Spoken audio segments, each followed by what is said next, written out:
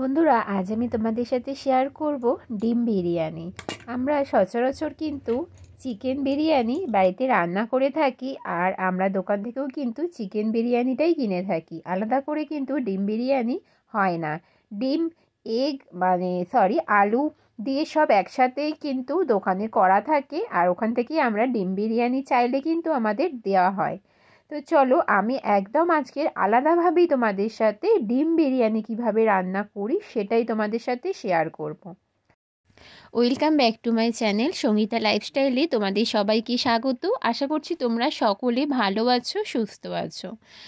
তো বন্ধুরা, আজকের আমি এই ডিম বিরিয়ানি রেসিপি তোমাদের সাথে শেয়ার করছি। তার আগে বলবো, যারা আমার চ্যানেলে নতুন ভিজিট করছো তোমাদের কাছে রিকোয়েস্ট করছি, প্লিজ আমার এই ছোট্ট চ্যানেলটাকে সাবস্ক্রাইব করে পাশে থেকো। আর আমি প্রায় ব্লগ ভিডিও আর আমি এখানে প্রায় সময় রেসিপি ছাড়ি। তো চলো, আমি আজকের এই রেসিপিটা কীভাবে বানাই তোমরা একটু আমার সঙ্গে থেকে দেখে নাও। প্রথমেই আমি দেখো ডিমগুলোকে সেদ্ধ করে নিয়েছি, আর এখানে আমি পেঁয়াজ কিন্তু বেটে নিয়েছি। এখন আমি কড়াইয়ে সাদা তেল দিয়ে পেঁয়াজ বাটাটা সবটা এর মধ্যে দিয়ে নিচ্ছি। এই পেঁয়াজটা আমি ভালো করে কষিয়ে নেব। শুধুমাত্র এতে পেঁয়াজ বাটাই আছে, এতে আমি আর কোনো উপকরণই কিন্তু দিইনি। এখন আমি এর মধ্যে 1 চামচ কাঁচা লঙ্কা বাটা দিয়ে নিচ্ছি। কাঁচা লঙ্কা বাটা দিয়ে ভালো করে নাড়াচাড়া করে নিয়েছি। আর এটা আমি কড়াইয়ে একটু অসুবিধা হচ্ছে, আমি সেই কারণে এটা ফ্রাইং প্যানে দিয়ে নিয়েছি। আর আমি এখানে 1 চামচ আদা বাটাও দিয়ে দিয়েছিলাম। তো এটা ফ্রাইং প্যানে নেওয়াতে আমার সুবিধাটা এটাই হয়েছে যে ফ্রাইং প্যানে কোনো রকমভাবে নিচে ধরে যাওয়ার সম্ভাবনা থাকে না। আর আমি এখানে দিয়ে দিলাম কাশ্মীরি লঙ্কার গুঁড়ো। এই উপকরণগুলো দিয়ে নাড়াচাড়া করে এখন আমি দিয়ে নিচ্ছি এর মধ্যে বিরিয়ানির মশলা। বিরিয়ানির মশলাটা এর মধ্যে আবারও দিয়ে নেব, আর দিয়ে আমি আবারও কিছুক্ষণ একটু নাড়াচাড়া করে নেব। এইভাবে কিছুক্ষণ একটু নাড়াচাড়া করে আমি এখানে এর মধ্যে কেওড়া জল আর একটু সামান্য গোলাপ জল দিয়ে নেব। কেওড়া জল, গোলাপ জল দিয়ে আমি একটুখানি একদম সামান্য দিচ্ছি, কারণ বিরিয়ানিতে যখন আমি মেশাবো চালেও ভাতের সাথেও তো মেশাতে হবে, সেই কারণে পরিমাণে একদম কম দিলাম। তো এইগুলো সব ভালো করে অনেকক্ষণ ধরে নাড়াচাড়া করে আমি এর মধ্যে এখন দিচ্ছি পুদিনা পাতা। তোমরা চাইলে পুদিনা পাতাটা স্কিপ করতে পারো, তবে বিরিয়ানিতে পুদিনা পাতা দিলে কিন্তু বেশ হয়, স্বাদটা দারুণ লাগে। আর আমি এখানে দিয়ে নিলাম ধনে পাতা। পুদিনা পাতা, ধনে পাতা এই দুটো উপকরণ দিয়ে আমি ভালো করে মশলাটা কষিয়ে নিচ্ছি। আর এই ডিম বিরিয়ানি যেহেতু রান্না করছি, ডিমের এই কাইটাই কিন্তু আসল, তাই আমি ভালো করে কষিয়ে নিচ্ছি। এখন আমি সামান্য একটু জল দিয়ে নিলাম।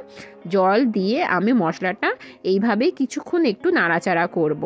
এইভাবে যখন নাড়াচাড়া করতে করতে হালকা একটু তেল ছাড়বে, তখন আমি এর মধ্যে আগে থেকে যে ডিমগুলো সেদ্ধ করে রেখেছিলাম সেই ডিমগুলো আমি এর মধ্যে দিয়ে নেব।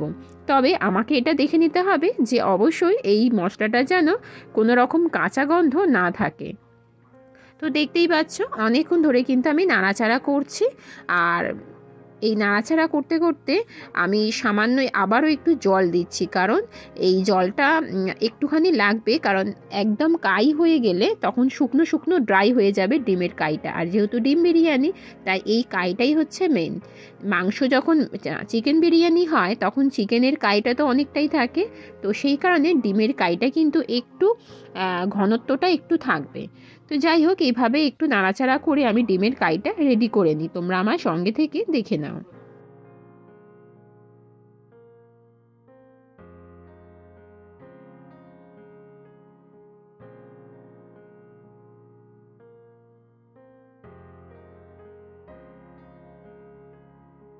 এখন আমি এর মধ্যে সামান্য আতর দিয়ে নেব। সামান্য একটু আতর দিয়ে আমি এটাকে আবারও নাড়াচাড়া করে নেব।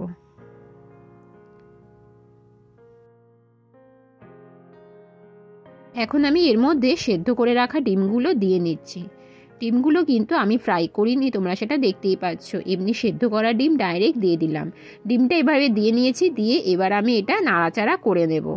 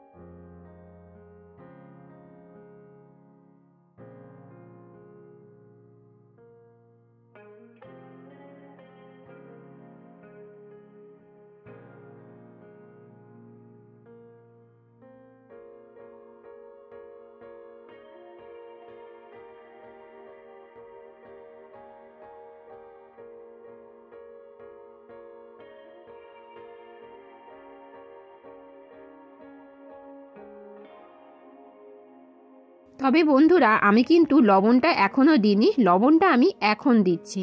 লবণটা একদম স্বাদ মতো আমি এখন ব্যবহার করলাম।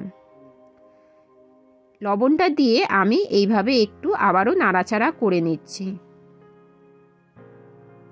এইভাবে নাড়াচাড়া করে আমি এটা কিছুক্ষণ একটু 2-3 সেকেন্ডের জন্য নাড়াচাড়া করে তারপরে এটাকে আমি নামিয়ে নেব।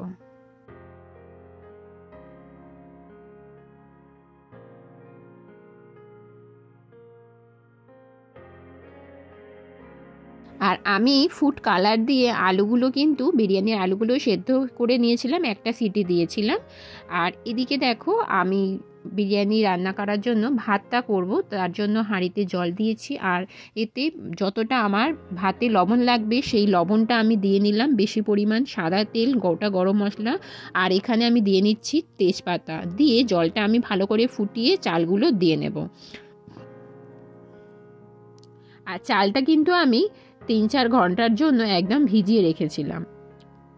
তো চলো ভাতটা রেডি করে নিয়ে তোমাদের মধ্যে আবারও ফিরে আসছি।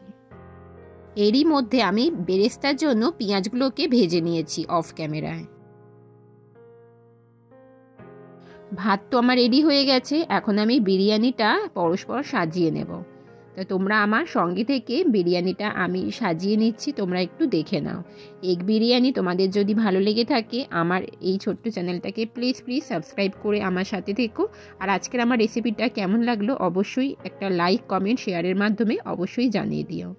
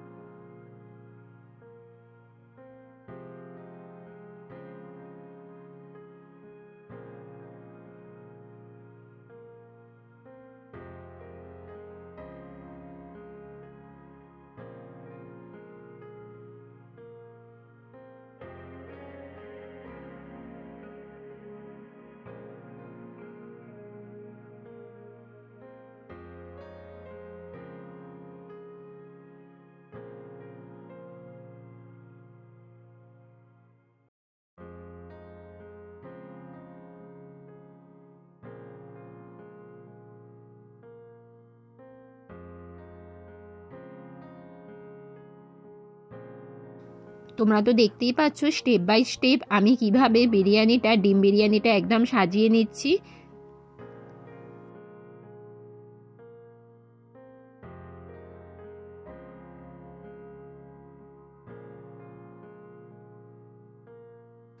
তোমরা এইভাবেই কিন্তু একবার হলেও রেসিপিটা ট্রাই করো। আমরা দোকানে সচরাচর কিন্তু চিকেন বিরিয়ানি কিনে থাকি, আর আলাদা করে কিন্তু ডিম বিরিয়ানি রান্না হয় না, এইভাবেই চিকেন বিরিয়ানির সাথেই রান্না হয়। আমরা চাইলে আলাদা করে আমাদেরকে দেয়, কিন্তু আমি আজকে তোমাদেরকে একদম আলাদাভাবে ডিম বিরিয়ানি কিভাবে বাড়িতে রান্না করবে সেভাবে তোমাদেরকে দেখালাম। আমার ভিডিওটা ভালো লাগলে প্লিজ একটা ছোট্ট কমেন্ট করে অবশ্যই জানিয়ে যেও।